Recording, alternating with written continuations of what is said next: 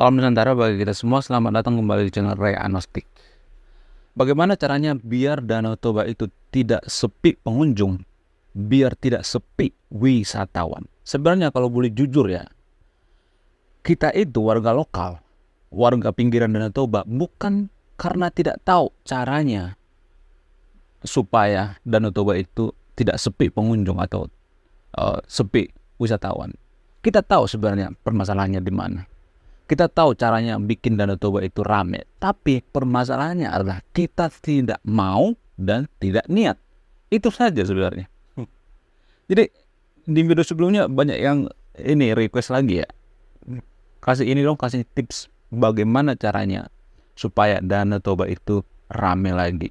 Ditambah lagi yang baru-baru ini lagi viral-viral ya, yaitu Pandawara Group turun tangan membersihkan Danau Toba dari eceng gondok. Jadi kalau Pandawara Group sudah turun tangan ya, datang jauh-jauh dari Bandung ke Danau Toba, itu kan jauh, jaraknya udah jauh banget ya. Ini berarti tamparan keras buat kita, tamparan keras buat warga lokal. Coba bayangkan, halaman rumah kita kotor, datang orang lain dari jauh dari Bandung membersihkan halaman rumah kita. Coba bayangkan. Itu sama aja seperti itu kan. Danau Toba itu kotor sehingga Pandawara turun tangan. Jadi kalau Pandawara sudah turun tangan, itu artinya permasalahannya sudah sangat serius. Tapi nggak apa-apa lah, saya akan coba membahas bagaimana caranya biar Danau Toba itu rame dan tidak sepi pengunjung. Video ini khusus bagi kita yang muda-muda aja ya, generasi muda. Kalau yang tua-tua mungkin mindsetnya susah dirubah ya. Sudah ya susah banget ya dirubah ya yang tua-tua. Tapi ini khusus buat kita yang muda-muda ya. Jadi di antara sahabat yang nonton video ini, kalau ada temennya yang berada di pinggiran Danau Toba, share video ini, terutama anak-anak muda ya. Jadi saya mulai dari tips yang pertama ya. Ya mudah-mudahan ada manfaatnya. Walaupun saya sedikit skeptis ya. Tapi nggak jadi masalah. Ini khusus buat anak-anak muda ya. Yang pertama, kita harus kembali pada budaya kita sendiri, budaya leluhur kita sendiri, yaitu budaya Batak Toba. Kenapa kita harus kembali ke budaya kita sendiri? Karena apa? Karena itu adalah jati diri kita, terutama kita warga pinggiran Danau Toba ya. Sama seperti Bali misalnya.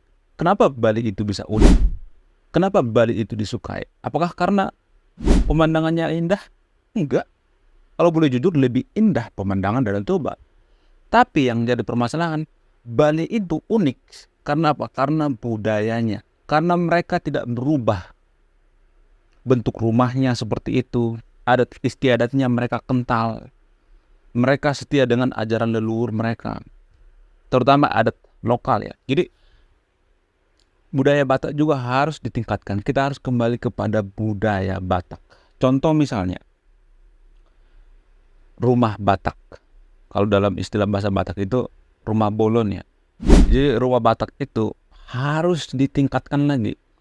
Kalau bisa ya, di pinggiran Danau Toba itu, rumah-rumah yang ada di pinggiran Danau Toba itu harus rumah Batak. Karena itu adalah ciri khas kita. Itu adalah ciri khas Danau Toba. Sama seperti Bali. Di Bali itu, di pinggiran pantai itu kan rata-rata kan bernuansa Bali ya rumahnya. Nggak ada di situ bernuansa rumah ke barat-baratan, nggak ada. Nggak ada. Jadi saya melihat di Danau Toba itu, rumah di sana itu sudah sangat modern ya. Lebih ke barat-baratan saya melihat. Jadi kalau bisa, rumah Batak atau rumah bolon ini harus digalin lagi, ditingkatkan lagi. Biar apa? Biar ada ciri khas Danau Toba itu sendiri. Selain itu, pakaian adat orang Batak kan sebenarnya kan zaman dulu kan sama zaman sekarang sudah beda ya. Saya tidak mengatakan harus plek ketiplek, tapi setidaknya kita melestarikan budaya-budaya lokal seperti menggunakan ulos gitu. Orang Batak kan terkenal dengan ulos gitu. Ada budaya Batak yang sangat kental itu menggunakan ulos, menggunakan ya ada atribut-atribut budaya lokal. Jadi saya mohon kita jangan meninggalkan budaya Batak, terutama orang Batak yang di pinggiran Danau Toba. Itu adalah ciri khas kita. itu adalah yang bikin unik Danau Toba. Kalau cuma pemandangan, turis itu nggak terlalu tertarik. Pemandangan banyak kok di daerah lain, di negara lain banyak. Tapi yang bikin unik itu Danau Toba itu adalah budayanya. Budayanya itu harus diperkuat lagi. Selain rumah Batak harus digali lagi, harus ditingkatkan lagi rumah Batak, terus adat Batak, dan cara bicara. Cara bicara orang Batak itu sebenarnya ya, kalau boleh jujur ya, bukan seperti sekarang ini. Jadi cara bicara orang Batak itu sebenarnya sangat lembut. Lembut, tutur katanya lembut, cara berkomunikasinya juga lembut. Apa buktinya? Buktinya Batak Simalungun. Jadi orang Batak itu kan punya suku-suku lain ya. Bukan suku-suku lain, maksudnya orang Batak itu sama seperti bangsa sebenarnya. Bangsa Simalungun, Karo, Batak Toba itu kan beda-beda apanya, bukan beda-beda adatnya, tapi cara penuturan bahasanya itu beda-beda.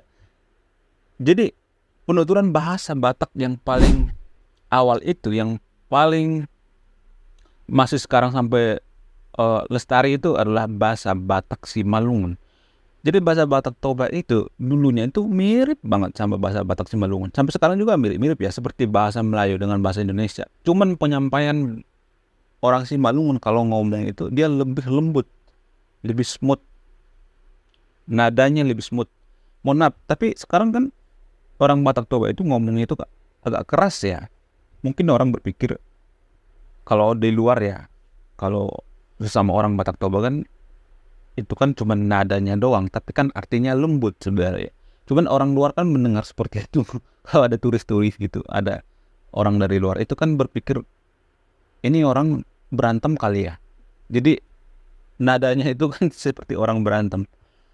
Tapi kan enggak. Bahasa Batak itu sebenarnya aslinya itu lembut sebenarnya. Tutur katanya lembut. Sama seperti bahasa Simalungun. Coba dengerin bahasa Batak Simalungun. Bahasa Batak Simalungun itu sangat lembut. Mendayu-dayu suaranya. Lembut. Tidak kasar. Itu sebenarnya jati diri orang Batak. Bahasa Batak. Rumpun bahasa Batak zaman dulu itu lebih kental lebih prefer ke bahasa Simalungun. Kalau bahasa Batak sekarang ini sudah banyak, terutama bahasa Batak Toba ya, sudah banyak dipengaruhi oleh bahasa-bahasa dari luar seperti loanword gitu, bahasa-bahasa serapan sudah banyak dipengaruhi ya. Tapi kalau bahasa yang paling lestari sampai sekarang itu yang dari dulu itu sering digunakan oleh orang Batak zaman dulu itu adalah bahasa Simalungun. Bahasa Batak Simalungun itu sangat lembut. Coba dengerin nanti di YouTube banyak gitu orang lagi ngomong menggunakan bahasa Simalungun, sangat lembut suaranya. Jadi itulah jati diri orang Batak sebenarnya, ngomongnya itu sangat lembut, tidak seperti sekarang ini. Selain itu, selain kembali ke adat Batak, terus menggunakan rumah Batak, terus bahasanya yang super lembut. Kalau boleh jujur ya, kita harus jujur terhadap harga-harga, terutama pengusaha-pengusaha ya. Jangan main getok harga. Kita kasih bill dong. Misalnya nih kita buka warung atau restoran, kita kasih harganya di situ berapa gitu. Misalnya sekali makan berapa. Jadi orang-orang tahu harganya berapa. Jangan main getok aja gitu. Misalnya ada bule, oh ini ikan ini, mangsa baru ini, kan biasa gitu kan, lokal. Langsung dinaikin harganya. Yang biasanya harga makan 30.000 jadi naik 300.000 atau naik 200.000. Sebenarnya mereka itu nggak komplain, tapi dalam hati mereka ngomel. Mereka dendam sebenarnya. Mereka berpikir, ya nanti saya nggak mau datang lagi lah ke sini. Masa harganya segitu, nggak masuk akal. Bule juga tahu harga kok. Mereka bisa searching di HP-nya kok. Jadi jangan kita berpikir bahwa bule itu bodoh terhadap harga. Enggak. Zaman sekarang ini sudah ada yang namanya food vlogger kan. Mereka sudah tahu kok harganya. Seperti yang dulu pernah viral itu di pinggiran Danau Toba. Del Philip, seorang food vlogger itu, yang dia beli minuman ringan yang harganya gak masuk akal, yang biasa harganya 5.000 jadi 20.000-an, yang dia beli obat yang biasanya harganya 20.000-an jadi 200 ribuan. Jadi ini jam sekarang ini sudah beda zaman dulu ya. Zaman dulu belum ada yang namanya food vlogger. Sekarang kan sudah ada yang namanya food vlogger ya. Jadi orang-orang pada tahu harganya dan cepat viral. Kalau misalnya kita scam terhadap harga, main getok terhadap harga, maka itu langsung viral. Zaman dulu kan nggak seperti itu ya. Sekarang langsung viral, cepat banget viralnya. Selain itu kebersihan juga harus dijaga. Jangan sampai Pandawara turun tangan dari Bandung sampai ke Danau Toba. Udah berapa ribu kilometer itu jaraknya ya kan? Udah jauh banget itu. Jadi kalau Pandawara sudah turun tangan itu artinya bukan kaleng-kaleng lagi. Masalahnya sudah serius. Jadi mau dijaga ya sampah-sampah yang ada di pinggiran Danau Toba itu. Dijagalah sampahnya. Ya saya tahu setiap tempat wisata itu banyak sampah ya. Tapi setidaknya kita berusaha menjaga. Jangan acuh tak acuh, jangan cuek. Kitalah yang menjaga halaman rumah kita bersih. Bukan orang lain gitu. Bukan Pandawara yang kita suruh bersih ini ya kan. Itu semacam tamparan buat kita sebenarnya. Pandawara Group datang ke sana membersihkan halaman rumah kita, membersihkan Danau Toba. Itu kan sebuah tamparan ya. Kebersihan sangat diutamakan, terutama di tempat-tempat wisata ya. Selain itu, tempat hiburan juga harus diperbanyak. Karena orang liburan itu ya mau senang-senang, bukan untuk mau ini ya, bukan untuk diajak untuk bertobat gitu. Ya, saya tidak mengatakan bahwa yang nonton video ini berpikiran yang aneh-aneh, enggak. Setidaknya tempat hiburan lah, seperti di Bali kan banyak tempat hiburan. Di sana banyak tempat hiburan. Karena orang liburan itu, mungkin mereka udah stres ya, kerjanya sudah stres, sudah sumpek. Mereka jangan ditambah bikin stres lagi. Ya nggak ada orang dong kalau misalnya pergi ke Toba nggak ada tempat hiburan. Ngapain ke sana kalau nggak ada tempat hiburan? Kita harus servis dong. Mereka juga tidak pelit kok sama duit. Kalau kita kasih servis yang bagus, kasih tempat hiburan, mereka nggak pelit kok. Mereka akan betah berlama-lama di Danau Toba. Tapi yang jadi bermasalah kan mindset kita ini berpikir, ya ngapain sih bikin tempat hiburan seperti itu. Tapi kalau mau maju, ya mindsetnya harus dulu Pak. Mindset bisnis dengan mindset pribadi itu harus bisa dipisahkan dong. Seorang pebisnis itu, bukan saya mengatakan menghalalkan berbagai cara ya. Ya bisnis. Jangan dicampur adukan dengan masalah privasi gitu. Bisnis ya bisnis. Jadi sama seperti itu. Kalau kita mau Danau Toba itu ramai, ya bisnis. Jangan baper gitu. Jangan baper lah. Harus berpikirnya rasional, masuk akal. Selain itu, kalau masalah makanan halal ya, halal haram itu bukan Danau Toba, di Bali juga. Bali itu kan tidak termasuk wisata halal ya. Banyak kok pengunjungnya. Nggak jadi masalah sih, hal mau haram, mau apa gitu. Nggak jadi masalah. Tapi setidaknya ada tempat untuk sholat gitu. Atau tempat ibadah di sana. Untuk ya musola lah, setidaknya musola lah. Yang bersih. Atau rumah makan yang halal.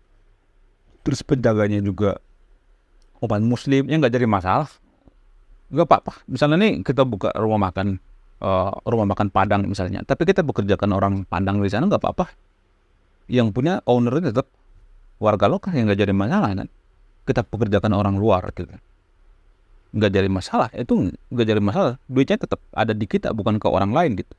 Dan yang paling penting itu adalah SDM warganya. Mohonlah. Saya tidak mengatakan bahwa SDM warga lokal Danau Toba itu rendah. Enggak. Saya tidak mengatakan seperti itu. Karena ada filosofi orang Batak yang mengatakan semua anak raja. Ya saya tahu itu. Semua anak raja. Tapi setidaknya anak raja itu tidak membuang sampah sembarangan. Tidak main ketok harga. Ya kan? Tidak SDM rendah. Anak raja itu enggak SDM rendah. SDM tinggi. Jadi filosofi seperti ini harus kita tingkatkan ya. Terutama SDM. Mari kita belajar. Sekarang meningkatkan SDM itu nggak harus sekolah di sekolah yang mahal. Kita bisa baca berita di Google kok, bisa belajar dari Google, dari YouTube, dari mana-mana kita bisa belajar caranya menaikkan SDM ya. Dan yang paling penting itu adalah niat. Kalau kita tidak niat, acuh tak acuh, maka Danau Toba akan tetap sepi sampai kapanpun, sampai kiamat pun. Oke, sekian video ini. Saya Ray Konoha. Salam rasional.